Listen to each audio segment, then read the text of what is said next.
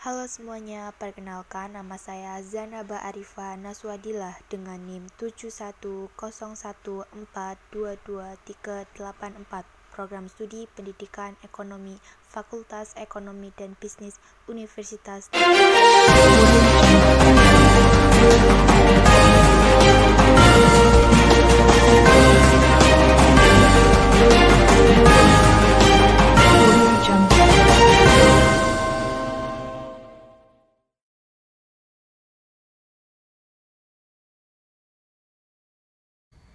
Ekonomi Rusia kini tengah menjadi sorotan setelah mendapat banyak sanksi dari Barat.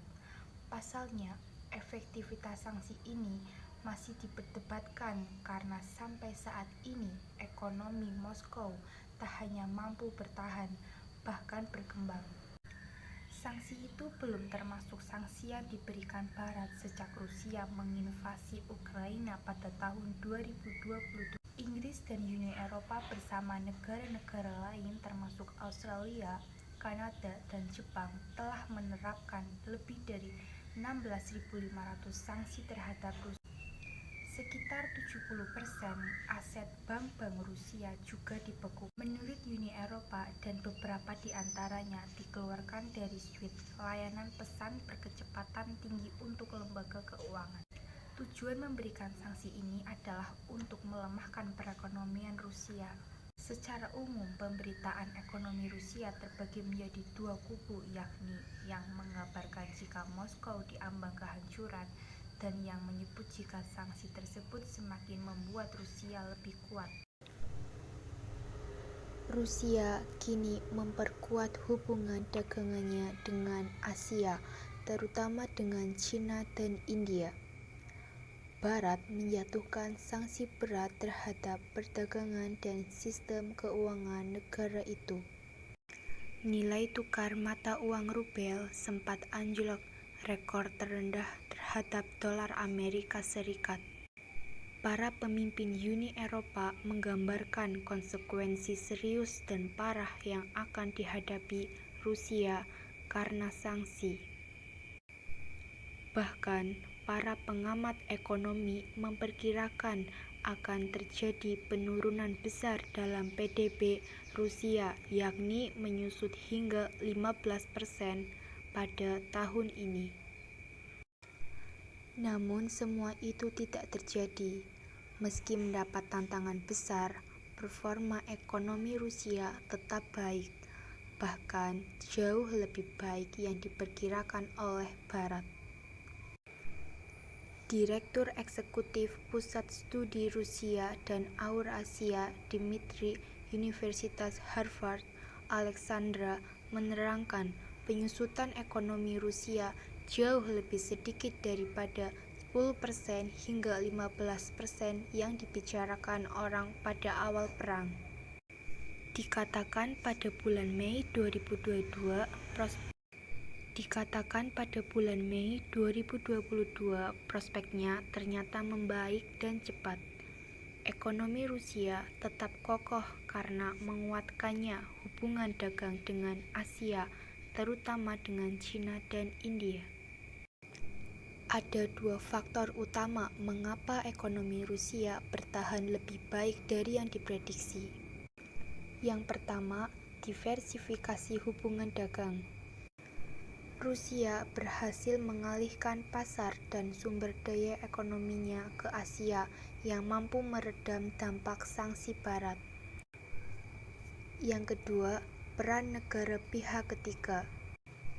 Melalui negara-negara seperti China dan India, Rusia masih dapat mengakses produk Barat yang diblokir. Ini menyoroti bagaimana aliran perdagangan global tidak sepenuhnya dapat dihambat oleh sanksi jika ada negara-negara yang bersedia menjadi perantara. Ini menyoroti bagaimana aliran perdagangan global tidak sepenuhnya dapat dihambat oleh sanksi jika ada negara-negara yang bersedia menjadi perantara. Alexandra mengatakan, dalam menghadapi isolasi dari Barat, Rusia semakin bergantung pada Asia, terutama China dan India. untuk menjaga stabilitas ekonominya. Peningkatan perdagangan bilateral dengan Cina dapat menjadi salah satu topik penting. Cina sebagai pemenang terbesar. Poin ini mengindikasikan bahwa Cina memanfaatkan situasi geopolitik ini dengan cermat untuk meningkatkan pengaruhnya. Namun, perhatian penting perlu diberikan pada hubungan perdagangan yang asimetris. Sebagian besar perdagangan ini mungkin lebih menguntungkan Cina daripada Rusia, terutama ketika Rusia semakin tergantung pada Cina untuk memenuhi kebutuhannya. Selanjutnya, India sebagai mitra dagang utama. India juga disebut sebagai mitra dagang yang signifikan. Uraian tentang peran India dalam membantu Rusia memperoleh akses ke pasar dan produk yang diblokir oleh sanksi Barat, serta bagaimana posisi India di tengah persaingan geopolitik global bisa dikembangkan lebih lanjut. Menurutnya, sebenarnya Cina tidak terlalu peduli dengan Rusia.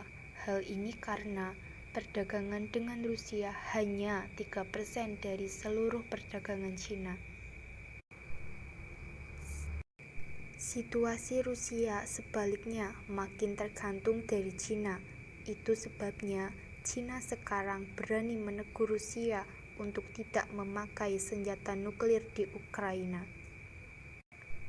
Teguran Cina kepada Rusia terkait penggunaan senjata nuklir di Ukraina menunjukkan bahwa Cina memiliki kepentingan yang lebih luas dalam menjaga stabilitas global, terutama di kawasan Asia. Meskipun Rusia mampu menyesuaikan diri dengan cepat, ada kekhawatiran bahwa ketergantungan pada negara-negara pihak ketiga mungkin tidak dapat bertahan dalam jangka panjang. Terlepas dari kestabilan saat ini, Rusia menghadapi tantangan dalam hal modernisasi ekonomi dan akses ke teknologi canggih yang dapat memperlambat pertumbuhan jangka panjang. 4 fakta ekonomi Rusia selama terkena sanksi Barat. 1. Banyak perusahaan Barat hengkang dari Rusia sejak Rusia terkena sanksi dari Barat. Mulai banyak perusahaan yang meninggalkan Moskow, termasuk McDonald, Coca-Cola, Starbucks, dan Heineken. Meski begitu, tak semua perusahaan Barat telah melangkah pergi. Masih ada beberapa perusahaan yang masih bertahan, seperti perusahaan kosmetik Amerika, Avon, dan PepsiCo. 2. Minyak buat perekonomian Rusia tetap bertahan, dilansir dari Euronews.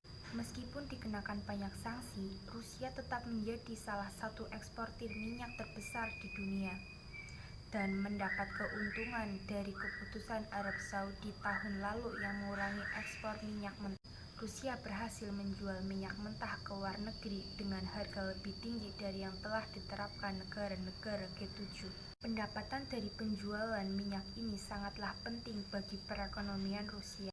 Badan Energi Internasional mengatakan Rusia masih mengekspor 8,3 juta barel minyak per hari ke India dan Tiongkok. Rusia juga masih bisa mengimpor barang-barang yang dikenai sanksi oleh negara-negara Barat dengan membelinya dari negara-negara lain, seperti Georgia, Belarusia, dan Kazakhstan. Cina telah menjadi pemasok penting bagi produk-produk berteknologi tinggi sebagai alternatif dari produk-produk yang diproduksi di Barat. Diketahui jika Cina menjadi pemasok chip dan komponen lain yang diperlukan untuk menjaga produksi militer Rusia tetap berjalan. Sehingga para pengamat menilai jika Rusia tak akan mampu melewati situasi ini tanpa bantuan dari Tiongkok. Yang keempat, mengalami pertumbuhan PDB pesat. Muncul sebuah fakta bahwa indikator ekonomi Rusia pada tahun 2023 melampaui sebagian besar ekspektasi.